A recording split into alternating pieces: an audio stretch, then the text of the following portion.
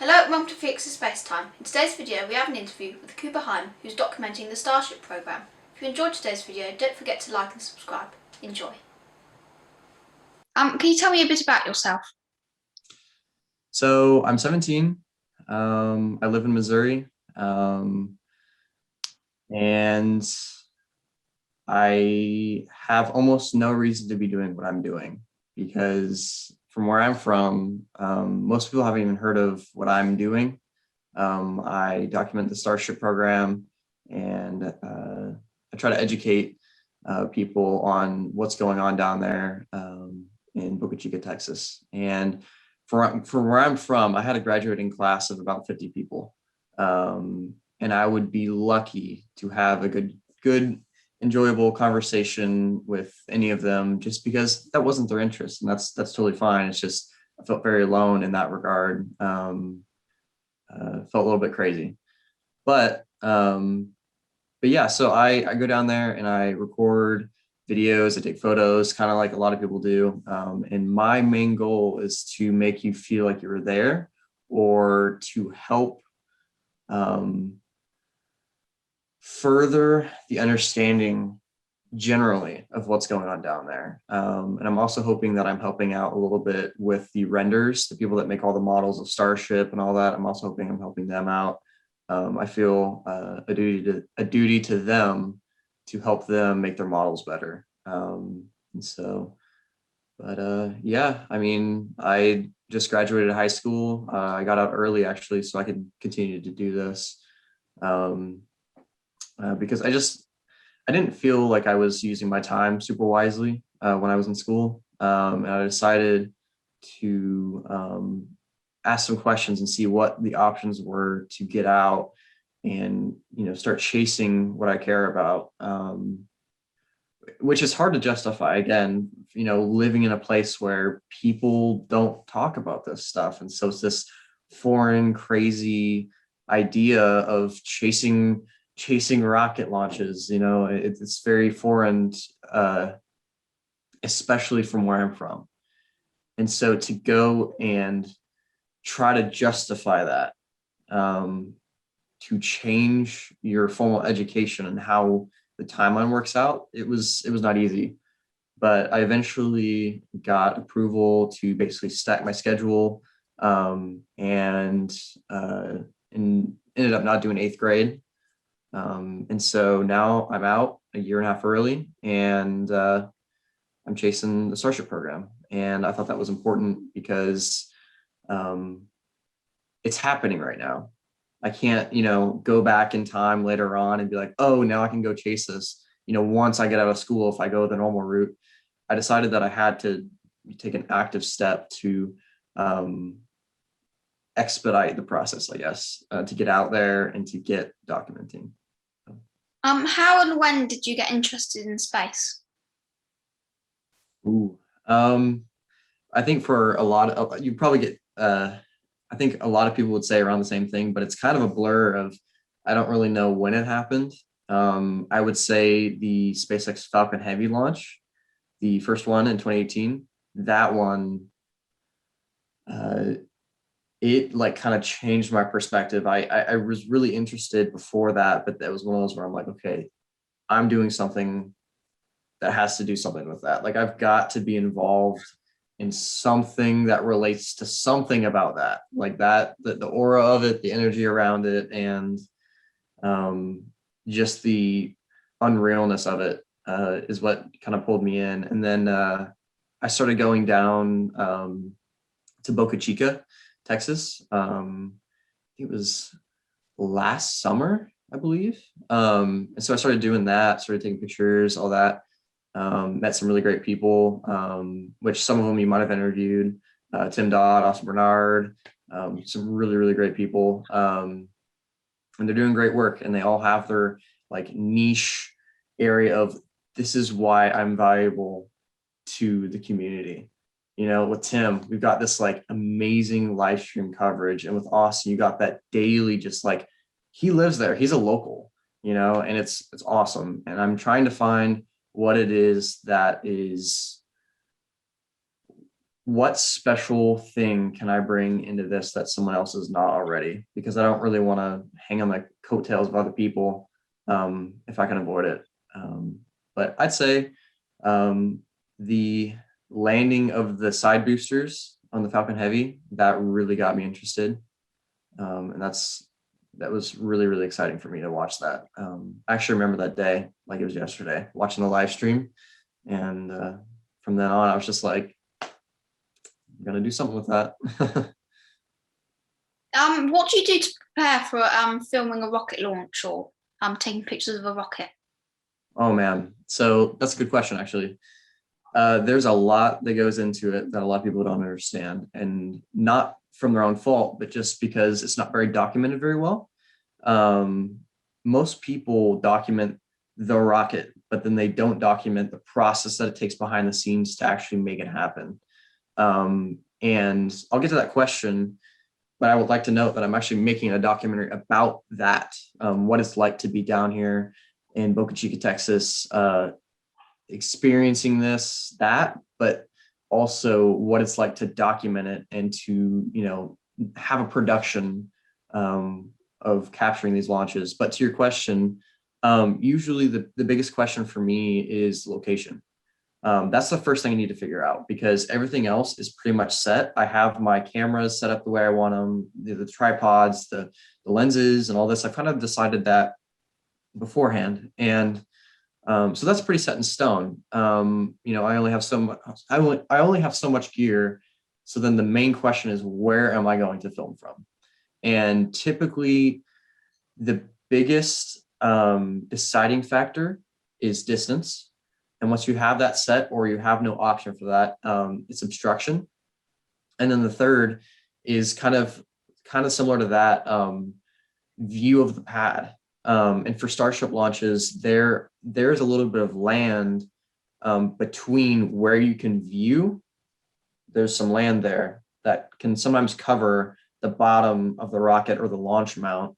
And so it's really just about looking at your maps, looking at altitudes, looking at elevations, and seeing what places you can stand can help you avoid let's say, avoid obstacles without scooting too far back, I guess, if that's a weird way to say it. And so I've shot from multiple different places. There's a great hotel called the Pearl on South Padre Island. That's great because it's high elevation. You're looking basically down on it, but you're further back by about 2 miles. And so there's like pros and cons to each and every spot. And then there's Isla Blanca, which is right at the southern tip of South Padre Island, and it's the closest you can get on the island to the launch pad. And that's great, but then you also have those bits of land you have to contend with. So there's jetties and all that you can go walking out on, which are just basically just tiny strips of land that go out into the ocean. Had a kind of negative experience with that though, because I got out there and it was really, really rough that day.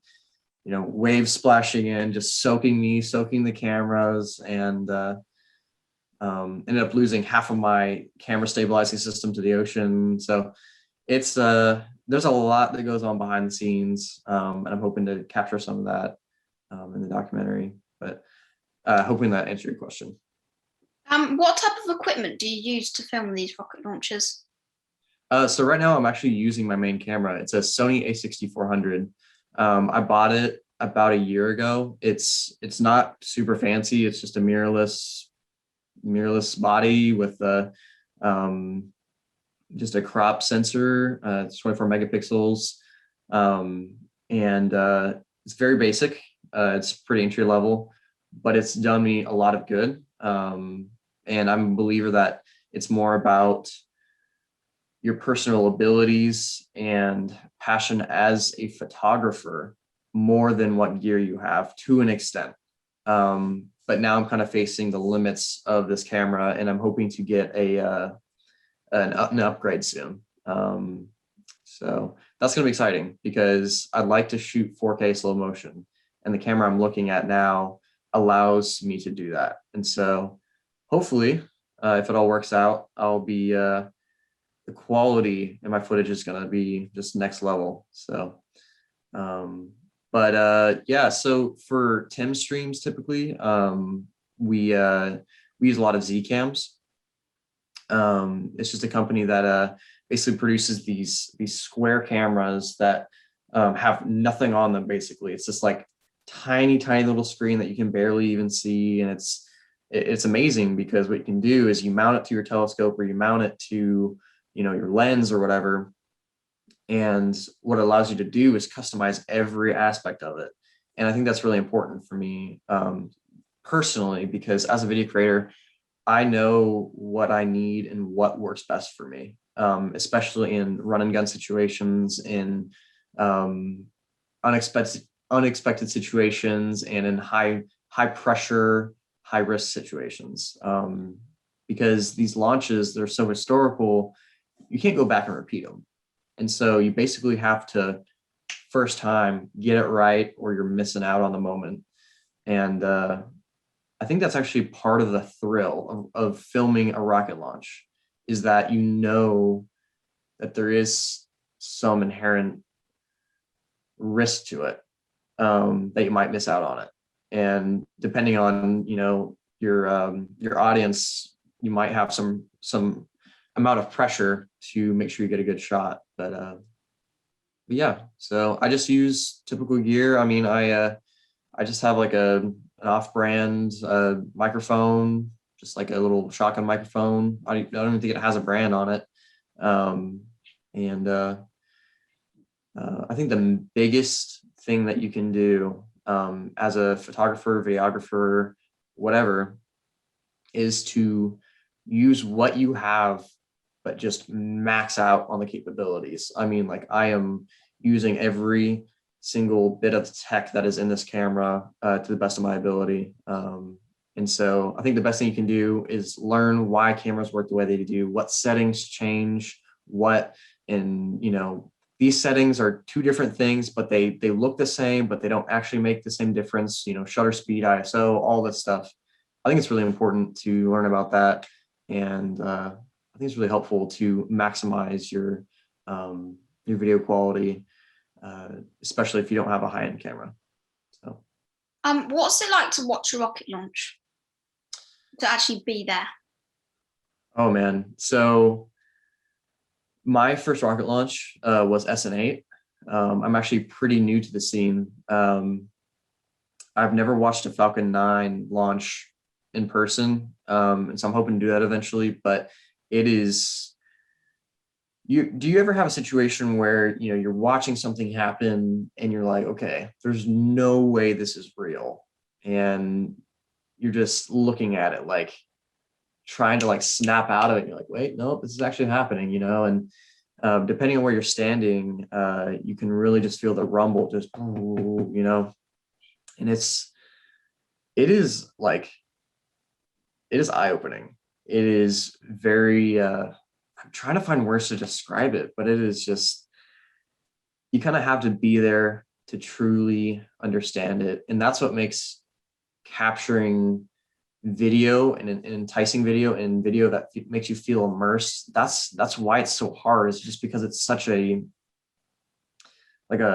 just feel these raw, just visceral emotions from the launch, and you're just like, wow, this is, depending on the launch, this is the first time this has been done, or the first time this has been launched. And it is just inspiring to see it happen.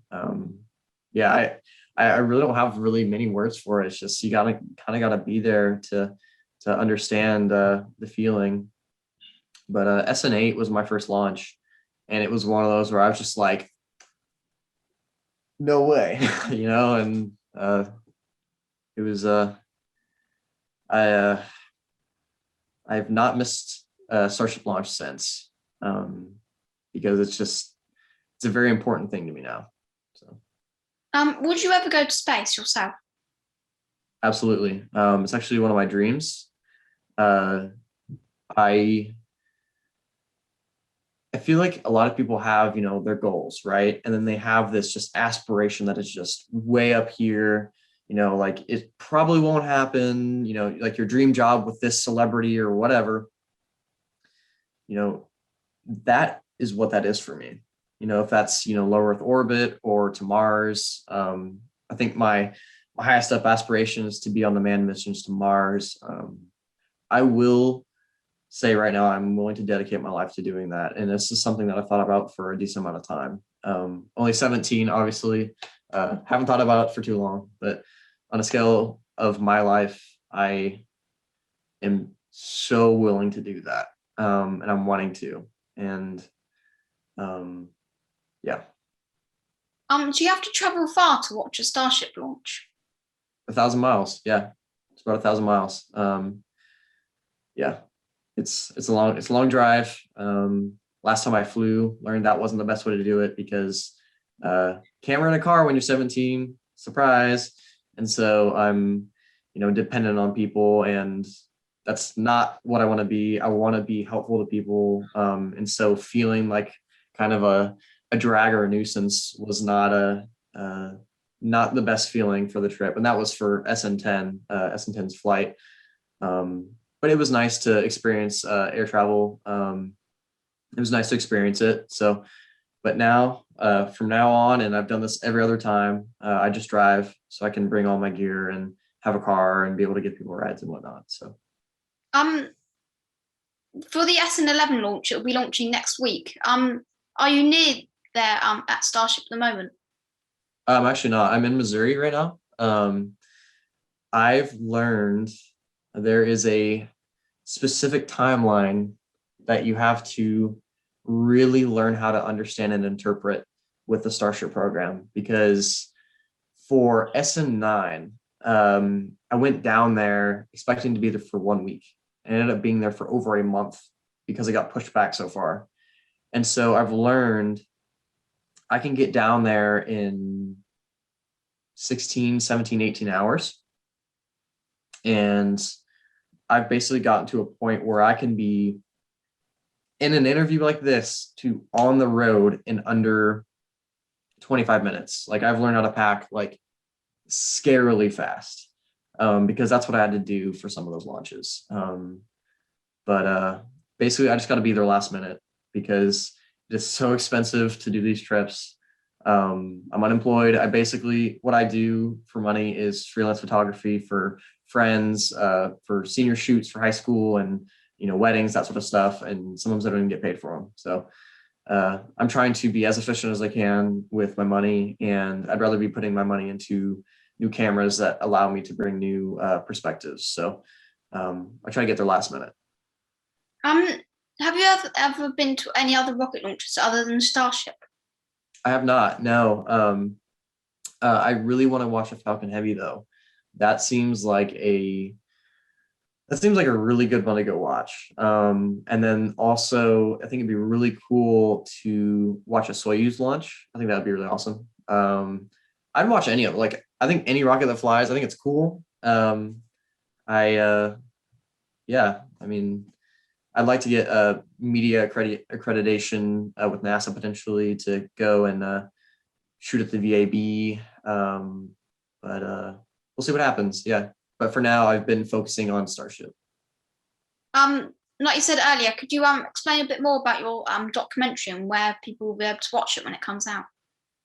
Yeah. So the main idea with the documentary was the idea that there's a lot going on in the background, like I talked about earlier.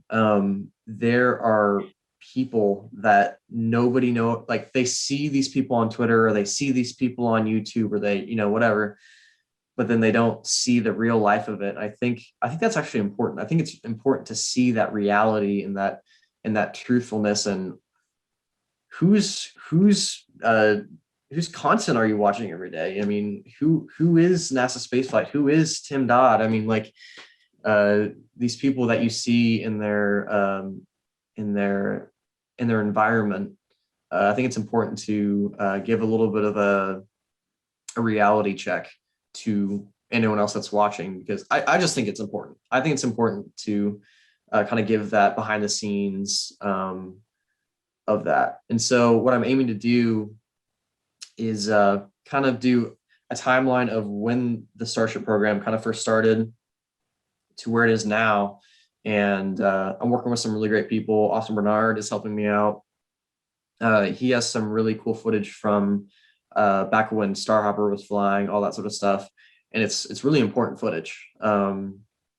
He's since upgraded cameras and all this since then, but I really still think that this footage, regardless of the quality or regardless of whatever, I think it's still so important just because it's so historic. And so I'm going to be compiling this. I believe it's at least 1.5 TB or 2 TB of footage.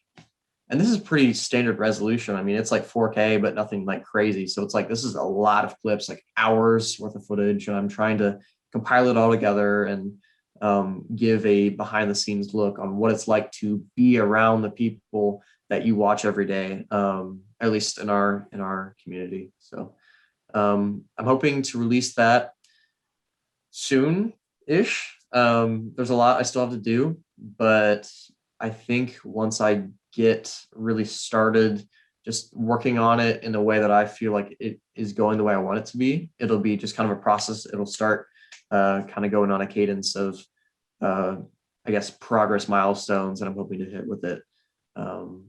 But the idea is to give anybody that can watch it, I guess, a glimpse into what it's like to be down here. Where will people be able to watch it when it's out? YouTube. I think YouTube is going to be the best way for me to put this out, just because of the kind of the form factor of it. I'm wanting it to be 45 minutes to an hour and a half long, and I'm giving myself that massive window because I think if I force myself into this box of tolerances with time, I think it'll force footage to be in there that doesn't deserve to be there, or exclude footage that should be there. So if that makes sense, I want it to be, I want the footage to kind of compile itself and just see what it ends up being, because I'm going to find the footage I like and I feel like it is worth showing. And if it ends up being an hour and 45, that's how it's going to be. That's all the questions I've got for you today. Thank you very much for coming on here for an interview. Absolutely. Hey, good job. I'm like super excited to see where you're going to go with this. You've got a great community behind you. So if I can ever help you out with anything, just let me know. I'd love to help out. Thank you. See you, man. Thanks for watching. If you enjoyed today's video, don't forget to like and subscribe and turn on notifications. We have some more interviews coming up soon. Bye.